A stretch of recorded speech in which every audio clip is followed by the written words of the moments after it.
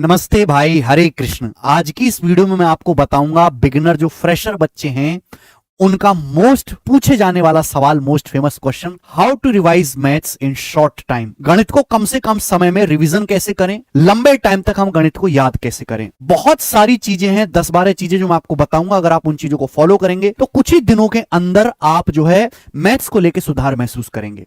सबसे पहले रिवीजन उसी चीज का किया जा सकता है जो आपने ढंग से पढ़ी हो। अगर आपने कोई चीज ढंग से ही नहीं पढ़ी है तो फिर उसका रिवीजन क्या करेंगे। पहले तो वो चीज आपको मेरे दोस्तों ढंग से पढ़नी पड़ेगी। तो जैसे सपोज एग्जांपल के लिए हम बिगिनर बच्चे से शुरुआत करते हैं कि आपने परसेंटेज चैप्टर पढ़ना शुरू किया, तो पहले तो परसेंटेज चैप्टर को ढंग से कंप्लीट करो, ढंग से कंप्लीट।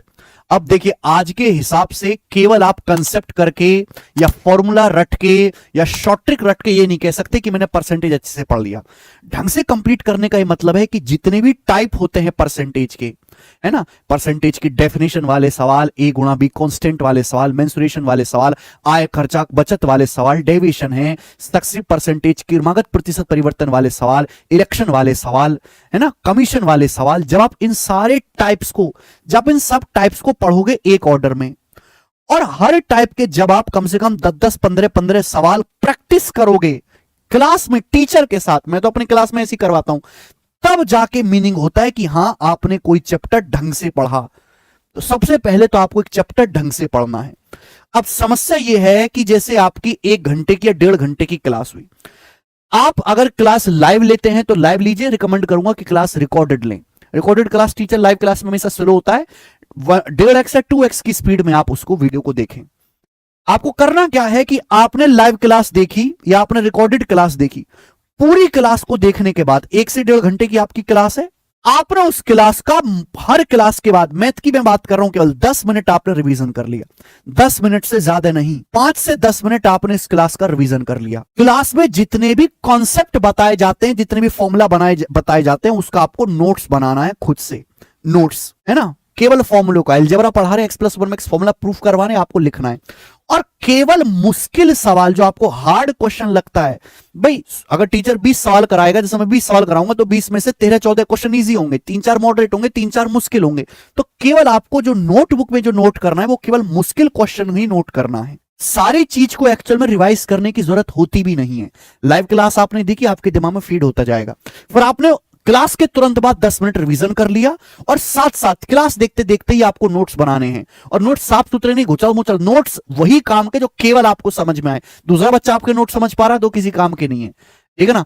फास्ट फास्ट नोट्स बनाने की, क्लास करते करते ही नोट्स बनाए। बच्चे करते हैं कि पहले लाइव क्लास देखेंगे, फिर उसके बाद आधे घंटा नोट्स बनाएंगे बैठ के, उसका कोई फायदा नहीं। क्लास पढ़ते पढ़ते ही नोट्स बन जाने चाहिए, और एक क्लास में जितने भी 3-4 ही मुश्किल सवाल हो पाते हैं जो अच्छे लेवल के होते हैं, केवल उन्हीं का नोट्स बनाएं। फिर वीक में आपकी 5 दिन क्लास होती है, 5 day class, Monday, Tuesday, Wednesday, Thursday, Friday. अब सैटरडे संडे आपका ऑफ रहता है, शनिवार और रविवार की छुट्टी होती है।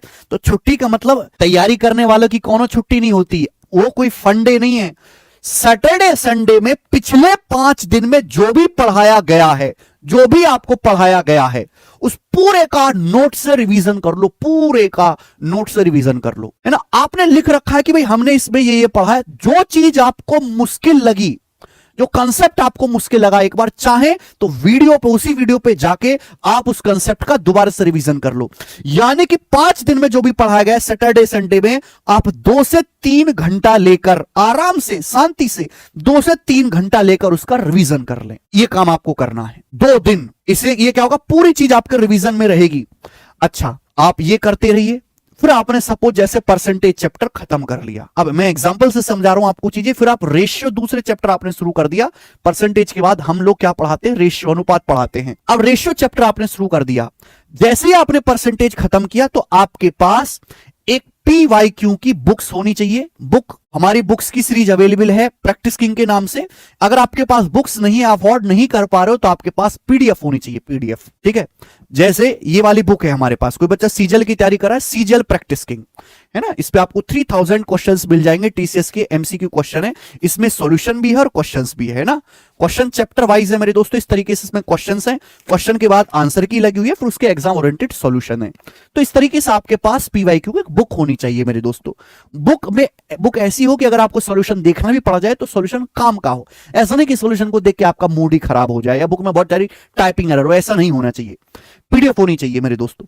अगर आपने कोई भी चैप्टर कंप्लीट कर लिया तो उसके बाद आपको समय निकाल के रैंडमली, क्योंकि मैं अपने बैचेस में ऐसा पढ़ाता हूं कि प्रीवियस ईयर क्वेश्चन को सॉल्व करने की जरूरत पड़ती नहीं है, क्योंकि सब कुछ मैं क्लास में खड़ा होकर पढ़ाता हूं।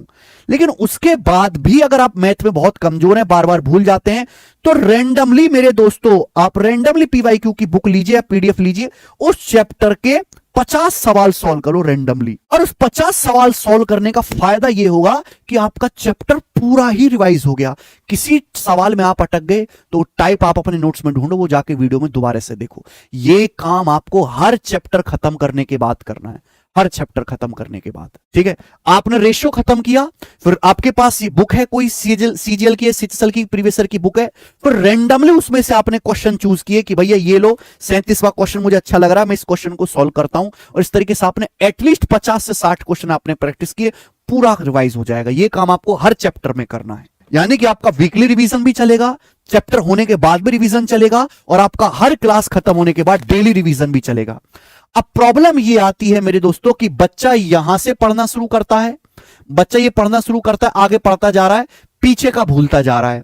मैं हमेशा कहता हूं आगे के पढ़ने से कहीं ज्यादा जरूरी है पीछे का रिवीजन करना, और रिवीजन तीनों बेसिस पे करना है, चैप्टर के एंड में भी, डेली भी और वीकली भी। रिवीजन करने का सबसे अच्छा तरीका है मेरे प्यारे भाई, मैं आपको बताता हूं। जैसे मैंने तो बेस्ट बना रखा है, हमारा चैनल है maths wonder in seconds, 10 lakh student इस पे कनेक्ट हैं। आप इस चैनल को सब्सक्राइब कर लो सारे बच्चे। मैं कोई चैनल का प्रमोशन नहीं कर रहा, मैं आपको काम के फायदे की बात बता रहा हूं। अब जैसे मेरे दोस्तों मैंने इसमें ये सवाल कराया है कि x प्लस 1/x 9 है, तो x की पावर 4 प्लस 1/x की पावर 4 क्या होगा। अगर आप देखें एक्चुअली में तो आपके सामने सवाल है, पहले मैंने इस सवाल का फॉर्मूला लिखा है और फिर उसके बाद उसका सॉल्यूशन करवाया। देखना, कंसेप्ट लिखा मैंने, कंसेप्ट दिख रहा है आपको यहाँ पे, x प्लस 1x की x square plus 1x square, concept मैंने दिखा दिया आपको। उसके बाद जो है मैंने सवाल सॉल्व करा दिया, और एक क्वेश्चन अगर आप यहां पे देखें तो मैंने आपको होमवर्क दे दिया है ना, एक क्वेश्चन मैंने आपको होमवर्क दे दिया, तो आपने कंसेप्ट रिवाइज कर लिया, एक सवाल आपने आंखों से देख लिया और एक आपको घर पे करने को मिल गया। और ऐसे में डेली 3 शॉर्ट्स अपलोड करता हूं, एक मॉर्निंग में, एक दोपहर में, एक शाम को। अगर आप डेली ये शॉर्ट्स देखते रहोगे, दिन में 3, तो आप समझो कि आपको डेली के डेली 3 नए टाइप का जो है रिवीजन हो गया, डेली के डेली। यानी कि आप हर चीज से टच में रहोगे। रिवीजन करने का मतलब है मैथ से लगातार टच में बने रहना, खाते पीते सोते जागते नहाते धोते मैथ से टच में रहे। तो ये मेरे दोस्तों सबसे आपके लिए फायदेमंद रहेगा maths wonder in second YouTube channel, ठीक है। डेली 3 जो है आपके इसमें रिवीजन हो जाएंगे। इसके बाद अगली चीज आती है क्विज।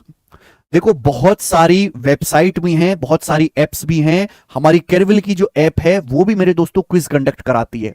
उसमें चैप्टर वाइज जो क्विज है वो क्विज को जरूर सॉल्व किया करो। अगर आपके पास फ्री टाइम है तो आपने ऐप खोल लिया, वेबसाइट ओपन कर ली, उसमें क्विज है, परसेंटेज का क्विज है, सपोज अलजेब्रा का क्विज है, 10 सवाल का, आपने वो क्विज सॉल्व किया।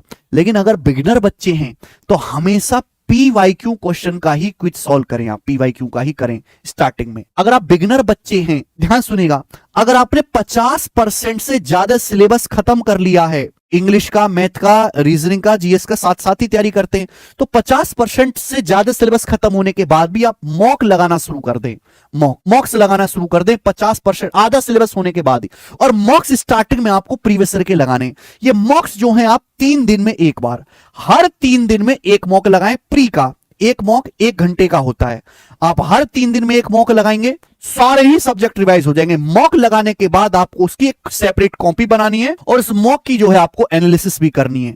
100 के 100 सवाल की एनालिसिस करनी है कि आपने कितने सवाल सही किए, और जो सवाल सही भी किए हैं वो कहीं आपने उनमें सवाल में ज्यादा टाइम तो नहीं लगाया जो एक्चुअल में आपको लगाना चाहिए था। अगर कोई सवाल आपसे बार बार गलत हो रहा है, जैसे रेस का क्वेश्चन आपसे मॉक्स में 2-3 मॉक्स में लगातार गलत हो गया, तो आपको पता चल जाएगा कि मेरा रेस कमजोर है, मुझे रेस चैप्टर दोबारा से पढ़ना है। फिर आप यूट्यूब पे सर्च करो, आप यूट्यूब पे हमने जैसे रेस पढ़ा रखा है, मैंने वीडियो बना रखी है, आप उस वीडियो को देख लो। आपका सर्कुलर ट्रैक में परेशानी है, आप यूट्यूब पे सर्च करो या आपने बैच ले रखा है, बैच की क्लासेस से जाके पढ़ो। तो जो क्वेश्चन बार बार मॉक में गड़बड़ हो रहा है वो आपको वहां से पता लगता रहेगा। जो सवाल आपने गलत कर दिया इसका मतलब आप उसमें कमजोर, उसका अलग से सेपरेट नोट्स बना लो। जो सही कर दिया फिर उसमें यह भी देखो कि क्या आपने सही टाइम में किया, कहीं आपने समय तो ज्यादा नहीं ले लिया। यह चीज आपको करनी है। यह काम आपको आधा सिलेबस पूरा हो जाने के बाद ही करना है। एक ही रास्ता है, प्रैक्टिस प्रैक्टिस और प्रैक्टिस।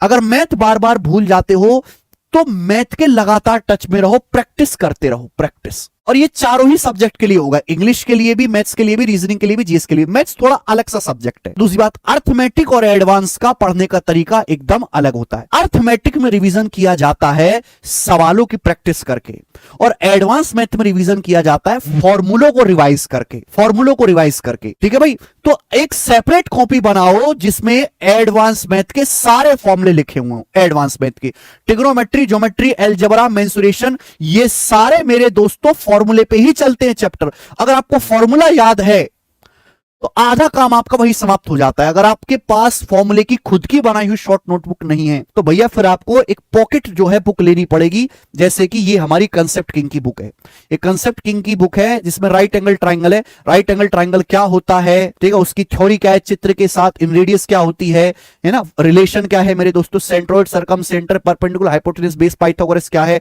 ट्रिपलेट क्या होते हैं, राइट एंगल में ट्रिपलेट कहां से आया, राइट एंगल की जितने भी फॉर्मूले सिमिलरिटी से प्रूफ होते हैं, ये सारे फॉर्मूले एडवांस मैथ के पहले फॉर्मूला लिखा हुआ है, फिर उनका प्रूफ लिखा हुआ है, और फिर प्रूफ के बाद यहां नीचे एक एग्जांपल लिखा हुआ है। पहले फॉर्मूला कंसेप्ट लिखा हुआ है इंग्लिश में, हिंदी में, फिर उसका प्रूफ लिखा हुआ है जहां जरूरत है, और फिर उस पर एक एग्जांपल लिखा हुआ है। तो ऐसे नोट्स अगर आप खुद से बनाते हो तो बहुत ठीक है। अगर आप नहीं बना पाते हो दोस्तों, फिर आपको जो है ये बुक ऑनलाइन ऑर्डर करके जो है मैथ्स कॉन्सेप्ट किंग की जो अपडेटेड एडिशन है ये मंगाना पड़ेगा। और इस बुक से जो है आप कहीं रिक्शा में जा रहे हो, किसी रिश्तेदार से मिलने जा रहे हो, गर्लफ्रेंड से बतिया रहे हो, तो भैया सामने किताब खोल कर हूं करते रहो और आपका रिवीजन चलता रहेगा। ठीक है, अर्थमेटिक में ज्यादा से ज्यादा सवाल लगाएं और एडवांस में ज्यादा से ज्यादा फॉर्मूलों का रिवीजन करें। ये चीजें अगर आप 1.5-2 महीने तक करेंगे तो आपको अपने अंदर जरूर सुधार जो है महसूस होगा। सिलेबस कंप्लीट करने के बाद बैच को बार बार ओपन करके ना देखें कि आप बैच की क्लासेस में अटके हुए जिंदगी भर। अगर आपने एक बार किसी टीचर का बैच कंप्लीट कर लिया, जनरली हमारे बैच 0 to Hero बैच से आप पढ़ाई करेंगे, तो मेरे दोस्तों उसके बाद बैच ना दोबारा खोल के देखें, वही देखें जहां आपको डाउट है। उसके बाद जो है केवल आपको मॉक से, केवल मॉक टेस्ट लगाएं, और मॉक टेस्ट से बढ़िया रिवीजन का सोर्स नहीं हो सकता। सिलेबस खत्म होने के बाद आपको 3 दिन में नहीं, डेली एक मॉक टेस्ट लगाना है। डेली, चाहे आपका पेपर कितनी भी दूर हो, डेली एक मॉक टेस्ट लगाओ। मॉक टेस्ट के सहारे ही पूरे मैथमेटिक्स का डेली रिवीजन किया जा सकता है। मॉक टेस्ट और डेली क्विज, डेली क्विज। जब आप ये चीज करोगे तो आप देखोगे कि कई सारे सवालों का है ना, 1000-1500 सवालों का कलेक्शन आपके पास तैयार हो जाएगा। और वही सवाल आप देखोगे, वही सवाल बार बार आपको परेशान करते हैं। फिक्स टाइप के सवाल तो आपको एक याद हो जाएंगे, फिक्स टाइप के सवाल जो पेपर में बार बार आते हैं। आप इन ट्रिक्स को आजमा के देखिएगा, आपको जरूर सुधार होगा। ये मैं लड़कियों को लिए खासकर बता रहा हूं कि लड़कियां मैथ ज्यादा भूलती हैं, है ना, वो डाउट भी ज्यादा पूछती हैं। आप ये चीज करके देखो, आपका रिवीजन में बहुत हेल्प मिलेगी। यही सबसे बेस्ट तरीका है रिवीजन करने का जो मैंने आपको समझाया दोस्त। ठीक है, इसके अलावा भी आपका कोई डाउट है तो मुझे कमेंट सेक्शन में बता देना, मैं उसकी एक अलग से सेपरेट वीडियो बना दूंगा। ये जो सारी बातें हैं मेरे जो हजारों सिलेक्टेड स्टूडेंट्स हैं उनके एक्सपीरियंस से मैं बता रहा हूं, उनसे पूछ के मैं बता रहा हूं कि मैंने तो जीवन में केवल मैथ ही पढ़ा है, तो मुझे तो सबसे आसान चीज लगती है, मेरे लिए तो कुछ है ही नहीं। ठीक है ना, क्योंकि मैं जनरली मैथ की कोई बात एक बार में, या मुश्किल बात है तो 2 बार में समझ लेता हूं। कोई बच्चे को 10-10 बार भी पढ़ना पड़ता है ना, तो उसके लिए बेस्ट तरीका है रिवीजन करने का। ठीक है भाई साहब, ओके। कोई और डाउट हो तो आप मुझे कमेंट्स में बताइएगा। धन्यवाद भाई, बाय।